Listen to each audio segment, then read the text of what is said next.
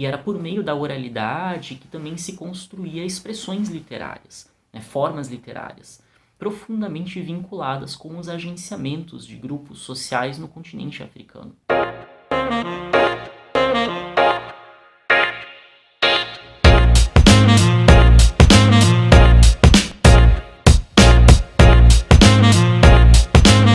Quando a gente pensa sobre o lugar da literatura na história da África, na história das sociedades, das culturas no continente africano, a gente tem que levar em consideração uma concepção mais ampla de literatura, que abarca não somente a palavra escrita, mas também a palavra falada. E isso porque muitas sociedades, principalmente na África subsaariana, foram, durante muito tempo, sociedades da oralidade. E mesmo em momentos onde já havia a presença da cultura escrita, a oralidade continuava sendo a principal via de transmissão das experiências socioculturais. Era por meio da palavra falada que as práticas culturais, que as formas de organização social eram transmitidas de geração em geração.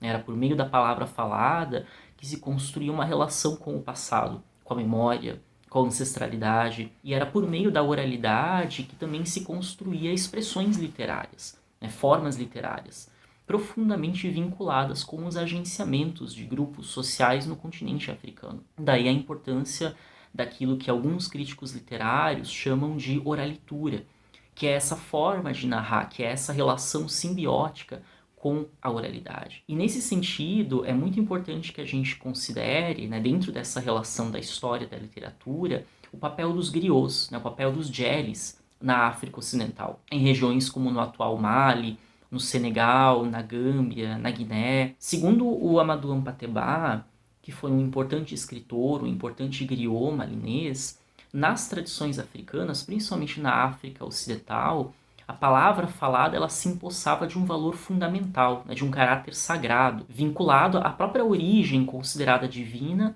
e às forças ocultas que eram depositadas na oralidade. Então, em muitas dessas sociedades da África Ocidental, os griots, os djelis, formavam um grupo social importantíssimo.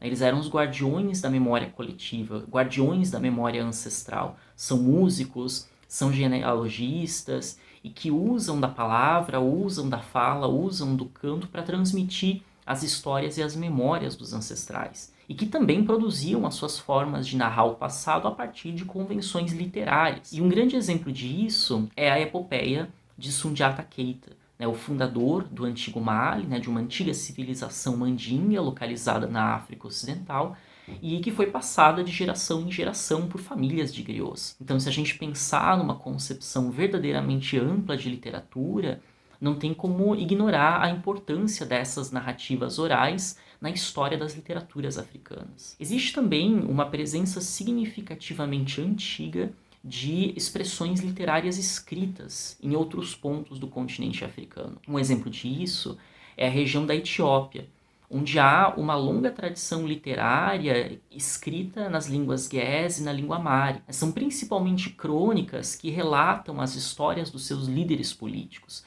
São poemas, são radiografias, é uma literatura religiosa também. E em outros pontos do continente africano, como na região sudanesa, onde houve uma circulação maior da cultura islâmica, a gente também observa a presença de documentos escritos em árabe, sobretudo as crônicas que relatam esse processo de africanização do Islã a partir do século VII, a partir do século VIII. É importante a gente lembrar aqui de Tombuctu, que abrigava um centro importantíssimo de produção da cultura escrita. Mas é na virada do século XIX para o século XX que a gente observa o que poderíamos chamar, até com uma certa generalização, de uma primeira geração de escritores e escritoras africanas, que produzem uma literatura que, ao mesmo tempo, contesta o colonialismo europeu, que estava muito forte naquele momento, e que também recupera o protagonismo negro ao longo da história. É uma geração de intelectuais, de políticos, de jornalistas, muitos deles educados em missões religiosas, alguns deles com oportunidade de estudar em universidades fora da África, mas que utilizavam da escrita como um caminho para a contestação do racismo, para a contestação do colonialismo.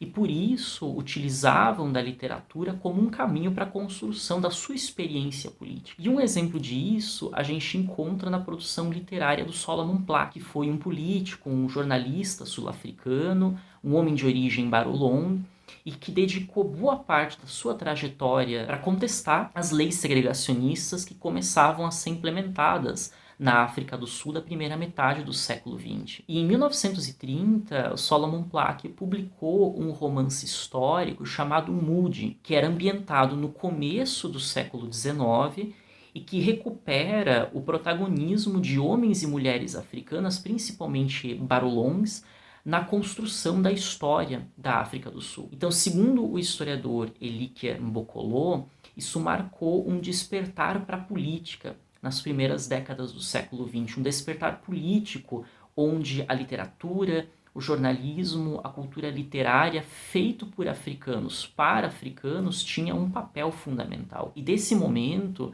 também é importante o destaque para contextos afrodiaspóricos, principalmente o movimento panafricano e os poetas da negritude, a partir da década de 1930, e que também tentam recuperar estilos africanos de narrar, né? Sobretudo na poesia, mas também na prosa, também na dramaturgia. São autores como o senegalês Leopold Senghor, junto com escritores como poetas afro-caribenhos, afro-antilhanos, que também estão resgatando um sentido positivo em torno da negritude. E é sobretudo a partir da década de 1930 que se começa a delinear relações intrínsecas entre criação literária e política. Sobretudo os movimentos anticoloniais, sobretudo a luta pela libertação e um retorno às expressões artísticas que eram consideradas como autenticamente africanas. E aí você tem também nesse contexto, na década de 50, a formação do Centro de Estudos Africanos, a Casa dos Estudantes do Império, que foi fundada em Lisboa, por estudantes vindos, sobretudo da África lusófona, como, por exemplo, Agostinho Neto, Amílcar Cabral, Mário de Andrade, e que também perfaz esse movimento entre a literatura e a política, promovendo a criação literária africana, publicando antologias de poetas africanos, e mais do que isso, resgatando um protagonismo africano no campo da cultura, no campo da literatura, muitas vezes se contrapondo às imagens eurocêntricas, aos estereótipos racistas que insistiam na ideia da África como um continente sem história, ou como um continente sem civilização ou sem culturas. É contra essa visão que muitos desses escritores, muitos desses poetas se posicionam. E entre as décadas de 50 e 70, a gente vê a concretização das independências na África, das lutas de libertação, dos processos de descolonização e a construção de projetos nacionais para esses países agora independentes.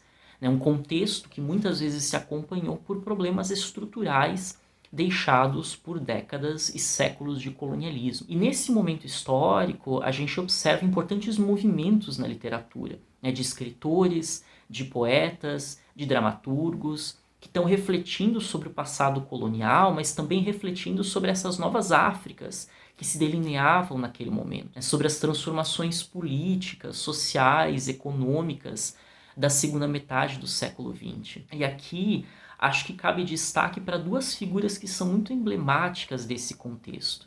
O queniano Ngugi wa Thiong'o, que escreveu as suas obras na língua Kikuyu, e o nigeriano Chinua Achebe. O Chinua Achebe, principalmente num romance chamado O Mundo se Despedaça, que foi publicado em 1958, ele realiza um movimento muito interessante de pensar os impactos do colonialismo, os impactos do missionarismo e como que isso afetou, como que isso desestruturou sociedades africanas, nesse caso, as sociedades Igbo do interior da Nigéria. E mais recentemente, principalmente a partir da década de 1980, nós temos novas gerações de escritores, de escritoras refletindo sobre os rumos da África contemporânea, que mobilizam as suas literaturas e apresentam perspectivas críticas sobre as sociedades, sobre as culturas na África pós-independência. Eu me refiro aqui a autoras como a Paulina Chiziane, de Moçambique,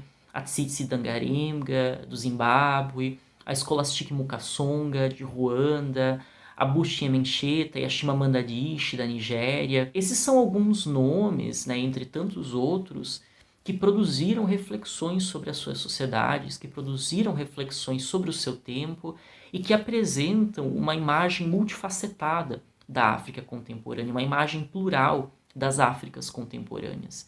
E por isso são guias importantíssimos para pensar o lugar da literatura na África contemporânea.